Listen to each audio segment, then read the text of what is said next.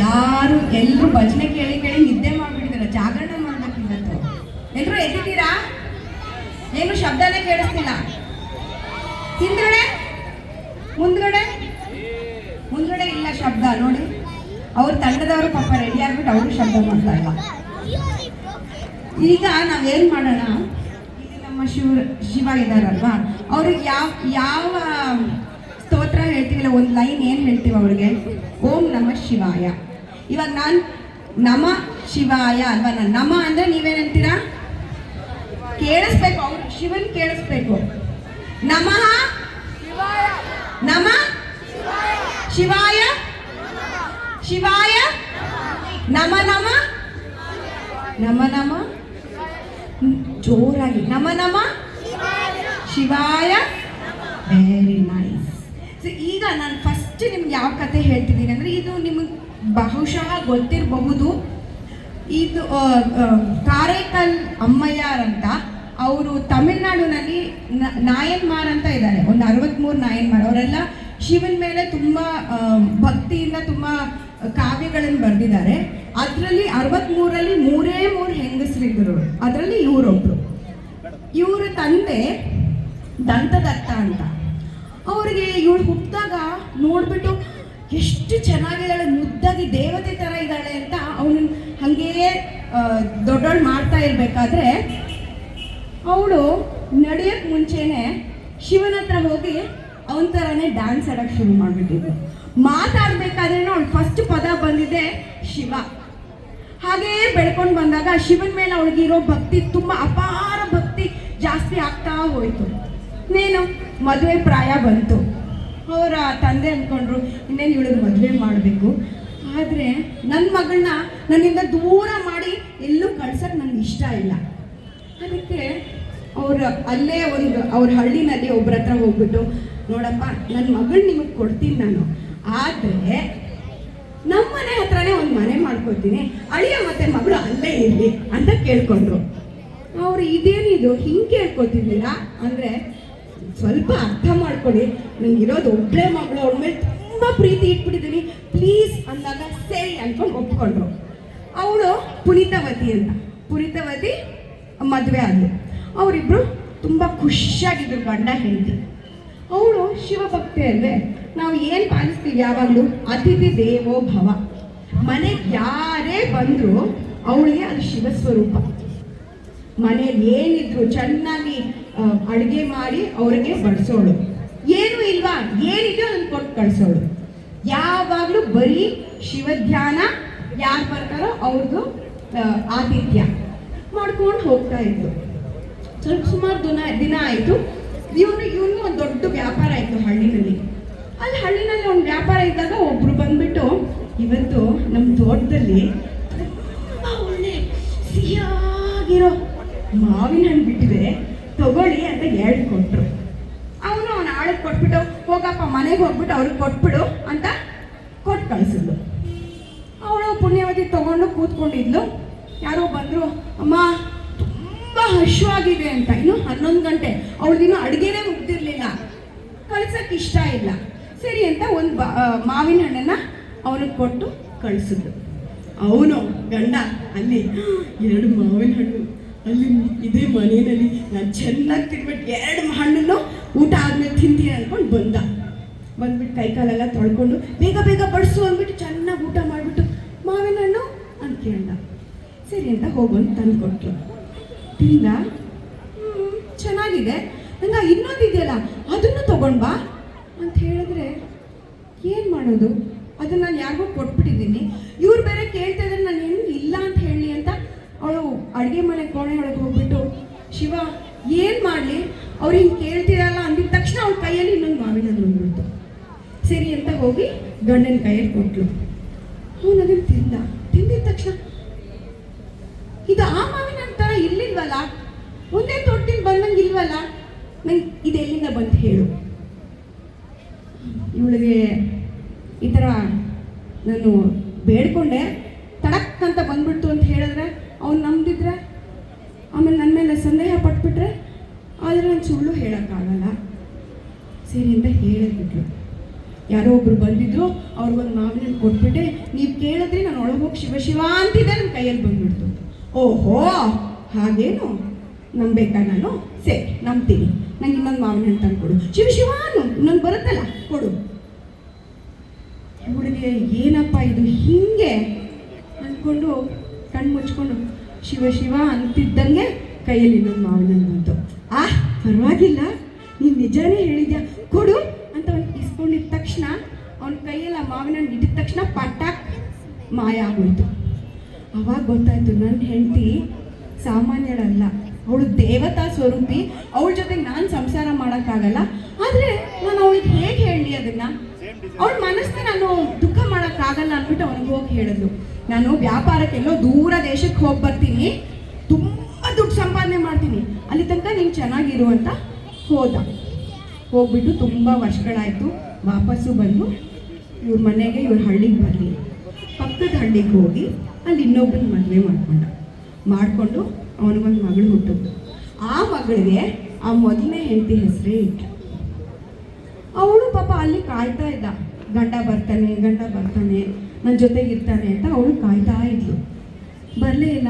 ಯಾರೋ ಒಬ್ರು ಬಂದು ಹೇಳಿದ್ರು, ಆ ಹಳ್ಳಿನಲ್ಲಿ ಇದ್ದಾರೆ ನಿಮ್ಮ ಗಂಡ, ಅವ್ರಿಗೆ ಇವಾಗ ಒಂದು ಮಗಳು ಮತ್ತು ಸಂಸಾರ ಬೇರೆ ಇದೆ ಅಂತ. ಹೌದಾ, ನನಗೆ ಕರ್ಕೊಂಡು ಹೋಗ್ತೀರಾ ಅಂತ ಕೇಳ್ತಿದ್ದಂಗೆ ಸರಿ ಕರ್ಕೊಂಡು ಹೋಗ್ತೀನಿ ಅಂತ ಹೋದರು. ಅವಳು ಇನ್ನೇನು ಅವ್ರ ಮನೆಗೆ ಹೋಗಿ ಅಲ್ಲಿ ನಿಂತ್ಕೊಂಡಿದ್ದ ತಕ್ಷಣ ಅವ್ರ ಗಂಡ ಮತ್ತು ಈಗಿರೋ ಹೆಂಡತಿ ಮತ್ತು ಮಕ್ಕಳು ಓಡ್ ಬಂದು ಅವಳ ಕಾಲ ಮೇಲೆ ಬಿದ್ದರು. ಅವಳು ಹಿಂದೆ ಸರಿದ್ಲು, ನೀವ್ಯಾಕೆ ನನ್ನ ಕಾಲ ಮೇಲೆ ಬೀಳ್ತಿದ್ದೀರಾ? ಹಾಗೆ ಮಾಡಬೇಡಿ. ಇಲ್ಲಮ್ಮ, ನಾನು ನಿಮ್ಗೆ ಬಂದು ಹೇಳಬೇಕಿತ್ತು, ನೀನು ದೇವತಾ ಸ್ವರೂಪೆ, ನಾನು ನಿನ್ನ ಜೊತೆಗೆ ಸಂಸಾರ ಮಾಡೋಕ್ಕಾಗಲ್ಲ, ಅದಕ್ಕೆ ನನ್ನ ಮಗಳಿಗೆ ನಿನ್ನ ಹೆಸರನ್ನೇ ಇಟ್ಟಿರೋದು, ನನಗೆ ಕ್ಷಮಿಸ್ಬಿಡು.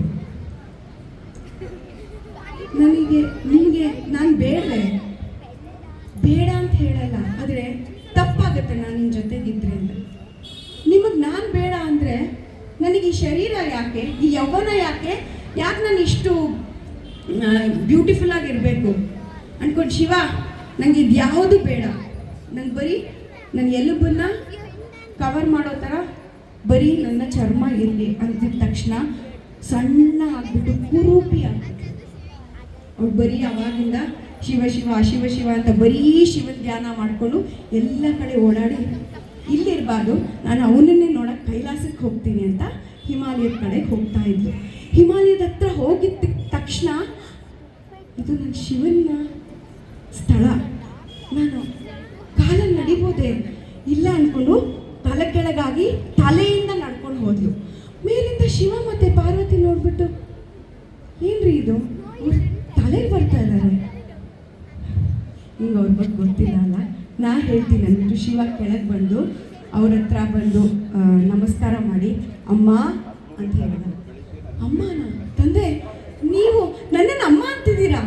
ಮತ್ತೆ ನಾನು ಬೇರೆನೆ, ನನ್ನ ಭಕ್ತರು ಬೇರೆನೆ, ಒಬ್ಬೊಬ್ರು ಬಂದಾಗಲೂ ಅವ್ರನ್ನೆಲ್ಲ ಅಮ್ಮನ ಥರ ಅವರಿಗೆ ಊಟ ಹಾಕಿ ಅವ್ರನ್ನ ಚೆನ್ನಾಗಿ ಪೋಷಣೆ ಮಾಡ್ತಿದ್ದೆ, ನೀನೇ ಅಮ್ಮ ಅಂದ್ಬಿಟ್ಟು ನಿಂಗೆ ಏನು ಬೇಕು ಕೇಳು ನಾನು ಹೇಳ್ತೀನಿ, ನನಗೇನು ಬೇಡ, ನೀವು ಯಾವಾಗ ತಾಂಡವ ಆಡ್ತಿದ್ರು ನಿಮ್ಮ ನೃತ್ಯವನ್ನು ನೋಡ್ಕೊಂಡು ನಾನು ಯಾವಾಗಲೂ ಖುಷಿಯಾಗಿರಬೇಕು ಅಂತ, ಅಷ್ಟೇ ತಾನೇ. ನೀನು ಕೆಳಗಡೆ ತಮಿಳ್ನಾಡಿಗೆ ಹೋಗು, ಅಲ್ಲೊಂದು ಕಡೆ ನಾನು ಯಾವಾಗಲೂ ಡ್ಯಾನ್ಸ್ ಮಾಡ್ತೀನಿ, ಅದ್ರ ಪಕ್ಕನೇ ನೀನು ಕೂತ್ಕೋ ಅಂತ. ಅವ್ರು ಅದನ್ನೇ ಹೇಳ್ತಾರೆ. ಅವರಲ್ಲಿ ಬಂದು ತುಂಬ ಕವನಗಳನ್ನು ಬರೆದು ಶಿವನ ಮೇಲೆ ಶಿವ ಶಿವ ಶಿವ ಶಿವ ಅಂದ್ಕೊಂಡು ಹಾಗೆ ಅವರ ಕಾಲವಾಯಿತು. ಸೊ ಅದೇ ಕಾರೈಕಲ್ ಅಮ್ಮಯ್ಯರವರ ಕತೆ. ಮುಂದಿನ ಕತೆಗೆ ಹೋಗೋಕ್ಕೆ ಮುಂಚೆ ಒಂದು 2 ಪ್ರಶ್ನೆಗಳು, ಮತ್ತೆ ಭಕ್ತರ ಬಗ್ಗೆನೇ. ಈ ಭಕ್ತ ಯಾರು ಅಂತ ನೀವು ಹೇಳಬೇಕು.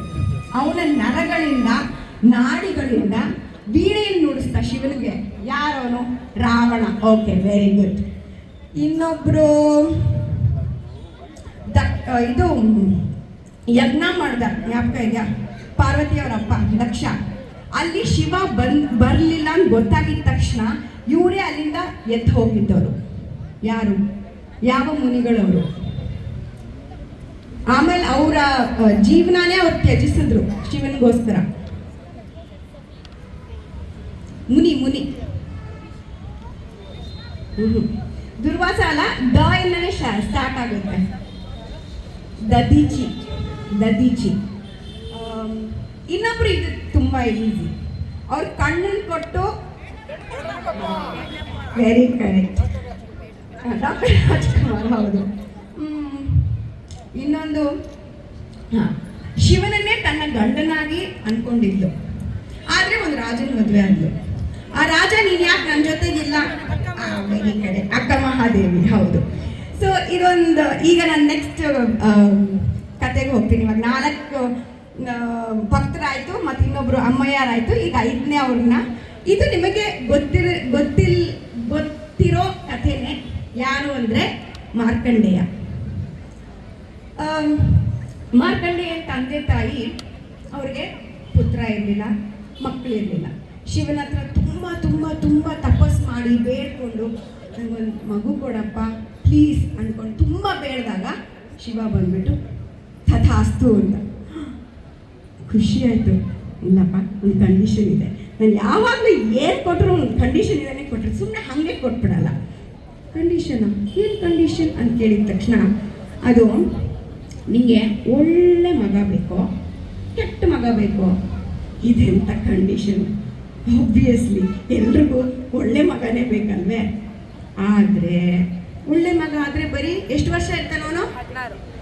16 ವರ್ಷ ಮಾತ್ರ ನಿನ್ನ ಜೊತೆಗೆ ಇರ್ತಾನೆ. ಅದೇ ಕೆಟ್ಟ ಮಗ ಆದರೆ ನಿನ್ನ ಸಾಯೋ ತನಕ ನಿನ್ನ ಜೊತೆಗೆ ಇರ್ತಾನೆ. ಹೆಂಡ್ತಿನ ನೋಡ್ದ, ಅವನು ಒಳಗಡೆನೆ ನೋಡ್ಕೊಂಡ, ನಂಗೆ ಒಳ್ಳೆ ಮಗನೇ ಕೊಟ್ಬಿಡಿ, 16 ವರ್ಷ ನನ್ನ ಜೊತೆಗಿದ್ರು ನಾನು ಅವನ ಒಳ್ಳೆತನದ್ದು ನನ್ನ ಮನಸ್ಸಲ್ಲಿ ಇಟ್ಕೊಂಡು ನಾನು ಬಾಳ್ಕೆ ಮಾಡ್ಕೊಳ್ತೀನಿ ಅಂತ ಹೇಳ್ತಾನೆ. ಸರಿಯಪ್ಪ ತಗೋ ಅಂತ ಮಗು ಹುಟ್ಟುತ್ತೆ. ಮಗು ಹುಟ್ಟಿದ ತಕ್ಷಣ ಅವನು ಬೇರೆ ಭಕ್ತರುಗಳ ಥರನೇ ಮೇ ಬಿ ಮಾತಾಡೋಕ್ಕೆ ಮುಂಚೆನೇ ಶಿವನ ಬಗ್ಗೆ ಧ್ಯಾನ ಮಾಡಿಕೊಂಡು ವೇದ ಪುರಾಣ ಪಾರಾಯಣ ಎಲ್ಲಾದ್ರೂ ತುಂಬ ಆಸಕ್ತಿಯಿಂದ ಬೆಳ್ಕೊಂಡು ಬಂದ. ಒಂದು 15 ವರ್ಷ ಆಯಿತು. ಅಲ್ಲಿ ತನಕ ತುಂಬ ಖುಷಿಯಾಗಿತ್ತು ಕುಟುಂಬ. ಅಪ್ಪ ಅಮ್ಮನ ಮುಖದಲ್ಲಿ ಒಂಥರ ದುಃಖ. ಯಾಕಮ್ಮ, ಯಾಕಪ್ಪ, ಏನಾಯಿತು, ಯಾಕೆ ಇಷ್ಟು ದುಃಖ ಪಡ್ತಿದ್ದೀರಾ ಅಂದರೆ, ಹೇಳೋಕ್ಕಾಗಲ್ಲಪ್ಪ, ಬಿಟ್ಬಿಡು, ನೀನು ಖುಷಿಯಾಗಿರು. ಇಲ್ಲ, ನಾನು ಹೆಂಗೆ ಖುಷಿಯಾಗಿರುತ್ತೆ, ನೀವಿಬ್ಬರು ಹೀಗಿದ್ರೆ ಖುಷಿಯಾಗಿರೋಕ್ಕಾಗುತ್ತೆ, ಏನು ಅಂತ ಹೇಳಿ. ನೀವು ಹೇಳಿದ್ರೆ ಪರಿಹಾರ ಹುಡುಕ್ಬೋದಲ್ವೇ? ಅದನ್ನು ಹೆಂಗೆ ಹೇಳೋದು? ನಿಂಗೆ ಇನ್ನೊಂದೇ ವರ್ಷಪ್ಪ ಇರೋದು ಆಯಸ್ಸು. ಇನ್ನೊಂದು ವರ್ಷ ಆದಮೇಲೆ ನಾನು ಮುಂದಿನ ವರ್ಷ ನೀವು ನನ್ನ ಜೊತೆಗೆ ಇರಲ್ಲ, ಹೋಗ್ಬಿಡ್ತೀನಿ. ನಾನು ಹೋಗ್ಬಿಡ್ತೀನ? ನನಗಿನ್ನೂ 15 ವರ್ಷಮ್ಮ, ಏನು ಹೇಳ್ತಿದ್ದೀರಾ? ಹೌದಪ್ಪ, ನೀನು ಪಡ್ಕೊಂಡಾಗ ನಮ್ಮ ಪರಮಾತ್ಮ ಹಾಗೆ ಹೇಳಿದ್ದು, 16 ವರ್ಷದಲ್ಲಿ ನಮ್ಮನ್ನು ಬಿಟ್ಟು ಹೋಗ್ಬಿಡ್ತೀನಿ ಅಂತ. 16 ವರ್ಷಕ್ಕೆ ತಾನೇ ಹೋಗ್ತೀನಿ, ನನಗಿನ್ನೂ 15 ಅಮ್ಮ, ಇನ್ನೂ 1 ವರ್ಷ ಇದೆ ಅಂದ್ಕೊಂಡು ಅವನು ಹೋಗಿ ತಪಸ್ ಮಾಡೋಕ್ಕೆ ಶುರು ಮಾಡ್ದ. ಶಿವನ ಮೇಲೆ ತಪಸ್ ಮಾಡಿ ಮಾಡಿ ಅವನ ಭಕ್ತಿಯಿಂದ ಅವನನ್ನೇ ಮರ್ತು ಹೋದ. ಆ ಗಳಿಗೆ ಬಂತು, ಆ ದಿನ ಬಂತು. ಯಮ ಮೇಲಿಂದ ಹೋಗ್ರ, ಆ ಚಿಕ್ಕ ಮಗು ಇದೆ ನೋಡ 15 ವರ್ಷ, ಕರ್ಕೊಂಬನ್ನಿ ಅಂತ ಕಳಿಸಿದಾಗ ಅವನ ತಪಶಕ್ತಿಯಿಂದ ಅವನಲ್ಲಿ ಕೂತಿದ್ರೆ ಅವ್ರು ಅಲ್ಲಿದ್ರು, ಅವ್ರಿಗೆ ಒಳಗೂ ಬರೋಕ್ಕಾಗಲಿಲ್ಲ. ಇಷ್ಟು ಚಿಕ್ಕ ಮಗು ನಮ್ಮಿಂದ ತಗೊಳಕ್ಕಾಗಲ್ವ? ಮಾಡ್ತೀವದ್ದು ಅವ್ನು ಬರೋಕ್ಕೆ ಶುರು ಮಾಡಿದ್ರೆ ಅವನ ಶಕ್ತಿಯಿಂದ ಅವ್ರು ಹಿಂದೆ ಹೋಗ್ತಿದ್ರು. ಯಮ್ಮ ಏನಿದು, ಒಂದು ಚಿಕ್ಕ ಮಗುನ ತರಕ್ಕೆ ಇಷ್ಟೊತ್ತ ಅಂತ ಮೇಲಿಂದ ನೋಡಿದ್ರೆ ಸರಿ ಇಲ್ಲ ಅಂತ ಅವನು ಯಮನ್ನ ವಾಹನ ಯಾವುದು? What's the vehicle of lord Yama? ಮಕ್ಕಳು, ನಮ್ಮ ಮಕ್ಕಳಿಗೆಲ್ಲ ಚೆನ್ನಾಗಿ ಗೊತ್ತು. What is the vehicle of lord Yama? The god of death. God of death, yes. Black bull, yes, the buffalo. So he got onto the buffalo and he started, ನಾನು ಹೋಗ ಮಗನ ಹಿಂಗೆ ತಂದ್ಬಿಡ್ತೀನಿ ಅಂತ ಬಂದ. ಅಲ್ಲಿ ಬಂದಿದ್ದ ತಕ್ಷಣ ನಿಮ್ಮ ಮಕ್ಕಳಿಗೆಲ್ಲ ಏನಾದರೂ ಅಪಾಯ ಬಂದಿದ್ದ ತಕ್ಷಣ, ಇಲ್ಲ ನಮ್ಮ ಕಡೆಗೆ ಏನಾದರೂ ಅಪಾಯ ಬಂದಿದ ತಕ್ಷಣ ಫಸ್ಟ್ ನಾವು ಯಾರನ್ನು ನೆನೆಸ್ಕೋತೀವಿ? ಭಗವಂತನಿಗೂ ಮುಂಚೆನೆ ನಮ್ಮ ಅಮ್ಮ ಅಂತ ಕಿರ್ಚ್ಕೋತೀವಿ, ಅಪ್ಪ ಅಂತ ಕಿರ್ಚ್ಕೋತೀವಿ. ಅವನು ಅಷ್ಟೇ ಅಪ್ಪ ಅಂದ್ಕೊಂಡು ಅವನ ಹತ್ರ ಇರೋ ಶಿವಲಿಂಗನ ತಪ್ಕೊಂಡ. ಶಿವಲಿಂಗ ಅಂತ ತಪ್ಕೊಳ್ತೀಯ? ಏನಿದೆ ಹೀಗೆ ಅವನ ಹತ್ರ ಇರೋದ ಹಗ್ಗನ್ನು ಹಾಕ್ಬಿಟ್ಟು ಅವನ ಕಾಲಿಗೆ ಹಿಂಗೆ ಎಳೆಯಕ್ಕೆ ಹೋದ. ಅವನು ಕಾಲಿಂದ ಹಿಂಗೆ ಆ ಶಿವಲಿಂಗನ ಇದು ಮಾಡ್ಕೊಂಡು ಫುಲ್ ತಪ್ಕೊಂಡ್ಬಿಟ್ಟ. ಹಂಗೆ ಮಾಡಿದ್ರೆ ನಂಗೇನು ನಿಮ್ಗೆ ಎತ್ಕೊಂಡು ಹೋಗೋಕ್ಕಾಗಲ್ವೇನೋ, 15 ವರ್ಷ ಇದೆಯಾ ಅಂದ್ಕೊಂಡು ಹಿಂಗೆ ಹಾಕ್ತಾ ಶಿವಲಿಂಗದ ಮೇಲೂ ಅದು ಬಿದ್ಬಿಟ್ಟು ಹಿಂಗೆ ಎಳಿಬೇಕಾದ್ರೆ ಶಿವಲಿಂಗ ಒಡೆದು ಹೋಗಿ ಶಿವ ಮೇಲ್ ಬಂದ. ಈ ಮಗುನ ನೀನು ಕರ್ಕೊಂಡು ಹೋಗ್ತೀಯಾ, ಅದು ಎಷ್ಟು ಧೈರ್ಯ ನಿನಗೆ ಅಂದ್ಕೊಂಡು ಅವ್ನು ತ್ರಿಶೂಲದಿಂದ ಯಮನ್ ಕೊಂದ. ಯಮನ್ ಕೊಂದಿದ ತಕ್ಷಣ ದೇವಲೋಕದಲ್ಲಿ ಅಲ್ಲೋಲ ಕಲ್ಲೋಲ. ಬರೀ ಎಲ್ಲರೂ ಹುಟ್ಟುತ್ತಾ ಇದ್ರೆ ಏನಾಗಬೇಕು ಈ ಭೂಮಿ, ಎಲ್ಲರೂ ಯಾರಾದರೂ ಸಾಯಲೇಬೇಕು ತಾನೇ, ಇಲ್ಲಾಂದ್ರೆ ಹೆಂಗೆ, the balance sheet will not be fine ಅಂದ್ಕೊಂಡು ಎಲ್ಲರೂ ಶಿವರ ಹತ್ರ ಬಂದ್ಬಿಟ್ಟು ಪ್ಲೀಸ್ ಯಮನ್ ಬದುಕಿಸ್ಕೊಡಿ.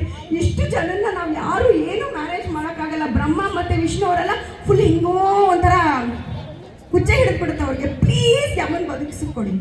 ಹೋ ಹಿಂಗ ವಿಷಯ, ನೀವು ಹೇಳೋದು ಕರೆಕ್ಟೇ, ನಾನಾದರೆ ಯಮನ್ ಬದುಕಿಸ್ಕೊಡ್ತೀನಿ ಅಂತ ಬದುಕಿಸ್ಕೊಟ್ಬಿಟ್ಟು, ಯಮ ನೀನಾದರೆ ಈ ಮಗುನ ಪರ್ಮನೆಂಟಾಗಿ 16 ವರ್ಷನೇ ಇರಬೇಕು ಅವನಿಗೆ, ಆ್ಯಂಡ್ ಅವ್ನು ಚಿರಂಜೀವಿಯಾಗಿ ಅವನಿಗೆ ಸಾವೇ ಇಲ್ದಂಗೆ ಮಾಡಬೇಕು ಅಂತ. ಯಮ್ಮ ನನ್ನ ಜೀವ ಬಂತು ತಾನೆ, ನೀವು ಏನು ಕೇಳಿದ್ರು ನಿಮಗೆ ಕೊಡ್ತೀನಿ ಸ್ವಾಮಿ ಅಂದ್ಕೊಂಡು ಕೊಟ್ಟ. ಅದೇ ಮಾರ್ಕಂಡೇಯ, ಒನ್ ಆಫ್ ದ ಚಿರಂಜೀವೀಸ್. ಈಗಲೂ ನಮ್ಮ ಸುತ್ತಮುತ್ತಲಲ್ಲಿ ನಮ್ಮ ಜೊತೆಯಲ್ಲೇ ಎಲ್ಲೋ ಇದ್ದಾರೆ ಅಂತ ಭಾವನೆ, ಗೊತ್ತಿಲ್ಲ, ನಮಗೆ ಸಿಕ್ಕಿದ್ರು ಸಿಗ್ಬೋದು. ಸೊ ಅದೇ 2 ಕತೆ ಶಿವರಾತ್ರಿ ಬಗ್ಗೆ. ಭೋ ಶಂಭೋ ಮಹಾಶಿವಶಕ್ತಿ. Thank you so much.